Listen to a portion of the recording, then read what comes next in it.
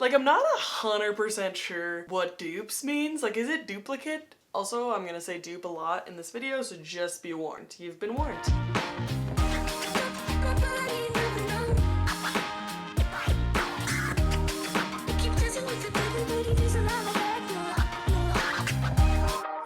Today I have a whole bunch of dupes for high-end products. I know some people are financially challenged right now, and the Sephora sale is coming up, which would be a big bummer if you can't really splurge because it's just like not in the cards for you right now. So I thought it'd be cool to give a bunch of dupes for high-end products that you may have wanted to purchase at the sale, and you can still get the same effect without having to spend your hard-earned cash. I would say I'm pretty particular about the makeup that qualifies for a dupe for a high-end product. I hate when people just name any good bronzer at the drugstore as a dupe for a high-end bronzer. So for me, they need to be similar enough that I can use them interchangeably and I don't notice a difference on the way my makeup looks or wears throughout the day. This has been a long time coming. I've actually been testing these products for a couple of months now. I didn't want to try something once and be like, yep, it's a dupe. So I have been using all of them interchangeably with the thing I'm comparing it to and seeing if they match up because I wanted to be sure. I'm just doing my due diligence. Did I have any other useless nuggets of information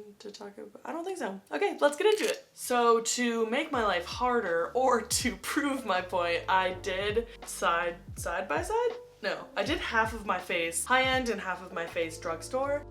I did the same foundation all over my face. I couldn't find a dupe I felt strong enough about, so I just want to talk about this foundation for a second. If you want a foundation that is just as good as high-end, this is what I would recommend. Then we have the Tarte Shape Tape. Ooh, that rhyme is gonna get me. Ah, the old Shape Tape. When I was first kind of like hunting for a dupe for the Shape Tape, I thought, boom, done. The L'Oreal Infallible Full Wear. I thought it was like a proprietary thing where they just put the same formula in lower end packaging, but I was duped. See what I did there? This is not a dupe for the Shape Tape. I really actually didn't like this because the scent of this is vile. And I don't think I'm like a scent snob. Like if something has a little bit of perfume, it's like, eh, whatever, no big deal. But this is like paint thinner, like, ooh, toxic. Anyways, luckily, good old Elle came out with the Hydrating Camo Concealer in the satin finish. So in my opinion, the Elle is a dupe without the horrible scent of the L'Oreal. Billy, you're being a real nuisance. For powder, the Charlotte Tilbury Airbrush Flawless Finish Skin Perfecting Micro Powder. Oh my god, just call it powder! And the Flower Light Illusion Perfecting Powder are really, really close. So I do really enjoy this Charlotte Tilbury powder, but you get like no product. This is, I don't know, 40 bucks, 30 bucks. And I hit pan on probably the third time I used it. Like it's a stupid small amount of product, which is so frustrating because I am the type of person who's comfortable paying a little bit more if I am getting a quality product. But with this, it's like, okay, yeah, it's a good powder, but oh my god, you get 0.28 ounces versus the Flower Beauty is, oh, it's 0.28 ounces. Okay, now I feel stupid, but this is cheaper and it's kind of the same. So I stand by this is okay. I feel stupid now. I wanted my hair to look cute today because I've been rewatching Gossip Girl. I was just like drooling over Blake Lively's hair in that show. It's perfection. It's right down the middle of like textured, messy, and polished. It's like hair and makeup spent all their time on Blake Lively and then they got to Leighton Meester and they were like, nah, like just like throw a headband on her and call it a day. I don't love my natural hair as is most people, I think. Just wish I could walk out of the shower and not have to do my hair, but that's just not what I was blessed with, so all good. I also never realized how much I dislike each male cast member. There's not a single male cast member on that show that is redeeming throughout the whole show. Like Nate is really hot, but so boring. Chuck is like a creepy asshole whose character does a full 180 once he gets with Blair. And then Dan is out here being the morality police when the entire time he's manipulating everybody because he's Gossip Girl. Oh, spoiler alert, Dan's Gossip Girl. I mean, the show came out like over 10 years ago if you haven't watched it by now. And thank you for coming to my TED Talk on Gossip Girl. It's such an educational show. It really shaped my childhood. For bronzer, we have the Too Faced Chocolate Soleil Longwear Matte Bronzer and the Maybelline City Bronzer.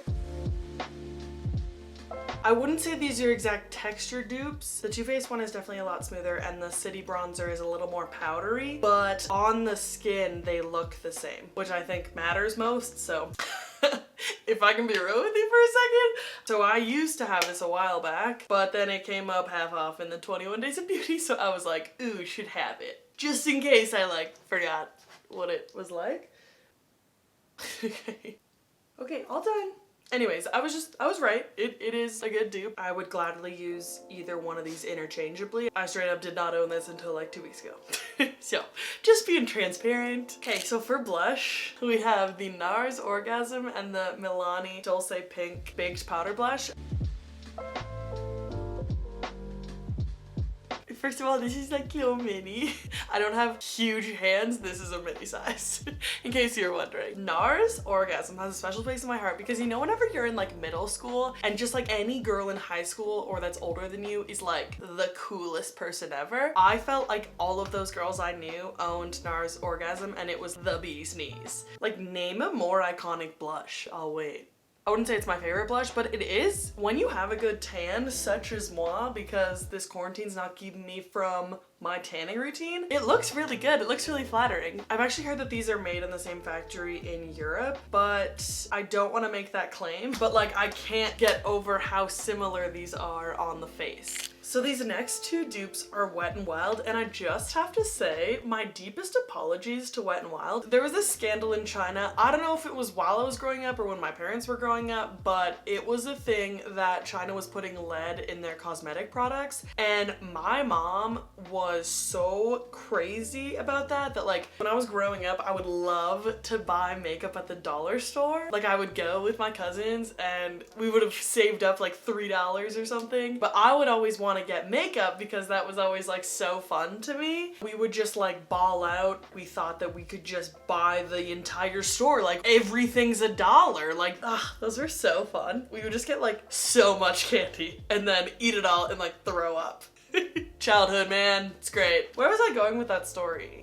Oh, yes, my mom would inevitably make me throw out the makeup because it was made in China and she thought there was a chance that there could be lead in it. And then looping it back to Wet n Wild, it's just my little kid brain like associated cheap makeup with bad quality or like dollar store makeup. So I was always like not messing with Wet n Wild. That was just not happening. In my defense, their makeup was pretty meh until like 3 years ago. So there's that. But we have two dupes coming up. That was like a really long intro to these two dupes. The first is Highlight. So I don't think this is any shock, but the Wet n Wild MegaGlo highlighting powders are super similar to the Becca Shimmering Skin Perfectors. Although as far as shade goes, I think that Golden Flower Crown is the closest to Champagne Pop, but I almost feel like you have to mix in Precious Petals to get that like little bit of pinky. Do you see what I mean?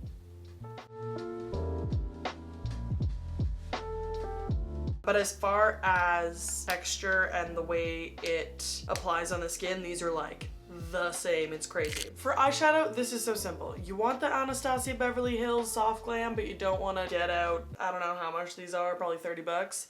Get the Wet n Wild. What is this? Rosé in the Air. Okay, that's a dumb name. These are crazy similar. I actually think I prefer the Wet n Wild because I really like the transition shades. And I also think that Anastasia Beverly Hills, they're like very powdery. Like, there's a lot of kickback, if you will. I hate that word because to me, kickback is a mellow party, not powder on your eyeshadow brush. But anyways, for eyebrows, the NYX Micro Brow Pencil is equal, if not better, than the Anastasia Beverly Hills Brow Wiz. I will die on this hill. This is the best. I have probably 5 of these just like rotating in different areas of my life. I would say the one in my car comes in clutch the most because if you ever like sleep in your makeup, you just gotta fix your brows and then you're ready for brunch. I don't think there'll ever be a time when I find a brow product that I like more than this, because even the Benefit, like, I just find the other ones too soft. Like, this gets a bit more waxy and so it really does a good job of staying on your brows. All right, eyeliner. So the Stila All Day Waterproof Liquid Eyeliner has been a favorite of mine for a while, but for some reason, the colored one, so I like brown because I have brown eyes. I know you probably thought I had black eyes and was like the devil, but Turns out I'm not. Yeah, for some reason the colored version of the Stila runs out so quickly. Like, it really dries up too fast for my liking, and it's just like, I don't want to pay for this anymore. So luckily, I stumbled across this guy. I don't think I was logically like, ooh, I need to find a dupe for the Stila. It was more, let's try this out just in general, and I love it. It's the Maybelline Master Precise All Day Liquid Liner. The actual little applicator is not as thin as the Stila, but it applies and wears the same. And yeah, this one dries out so quickly. Like, I'm so overpaying $30 for something that I can use for like 3 weeks. Like, that's so annoying. So for setting spray, I was gonna say these two are identical. The Cover FX Illuminating Setting Spray and the Catrice Illuminating Prime and Fine Dewy Glow. Oh my god. Like, pick one name. I will... I love to complain about too long of names, but just like, actually, Cover FX, you got it right. Illuminating setting spray. Boom, done. And then Catrice came along and was like, ooh, I'll match your illuminating and I'll raise you Prime and Fine Dewy Glow Fixing Spray. I like this for priming and I like this for setting. I like to spray this before I apply my foundation, and it does a good job of giving you that like glow from within look. What, boo? And this one has more like glycerin in, which is like the watery stuff. You know when you spray setting spray and it kind of makes that like powdery look go away? This does a really good job of doing that, along with some sheen. But this looks good all the time. I almost feel like that I can do my makeup poorly and then just like throw this on a setting spray and my makeup still looks good. So I've spoken ad nauseum about the Benefit Roller Lash being my favorite mascara because it's the best. I tried to find a dupe for this, and the closest I came up with was the Maybelline Last Sensational Full Fan Effect. This is the closest dupe I found, but it still ain't it. Not to say that this is a bad mascara. I think this is a really good mascara. I just don't think it's as good as my favorite mascara. This would be up there with some of my favorite drugstore mascaras, which I've already talked about, so I'm not gonna go into detail. Maybe watch another video, I don't know. So for the lips, I have the Charlotte Tilbury Pillow Talk collection. The lip liner is the NYX lip pencil in the shade Nude Pink. And the lipstick is the Flower Beauty Petal Pout lip color in the shade Spiced Petal. These are eerily similar. This isn't a matte lipstick, so it's a little more creamy, which I actually enjoy more. Side note on Charlotte Tilbury, even though nobody asked, like, I kind of stan and I really enjoy so many of her products, but in her tutorials she only uses the most ridiculously attractive people, which I understand you want your products to be kind of aspirational, therefore you'd like want whoever you're applying the product on to be attractive. But you know what would make me want to buy your product more is if you had an average looking person and then with your makeup you make them look like a supermodel. Show me Deborah down the street and to make her look like Gigi Hadid. Quit showing me like a genetically unattainable hot person, throw some blush on her and like call it a day. You're not transforming anybody with makeup, you're just like making a hot person look hotter. It's alrighty, and we're done! That was a lot of adjectives for my brain to handle. Thank you so much for watching. That was a weird hand gesture. Please subscribe for more of me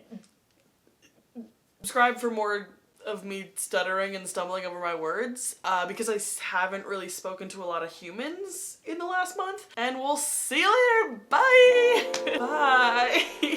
Bye!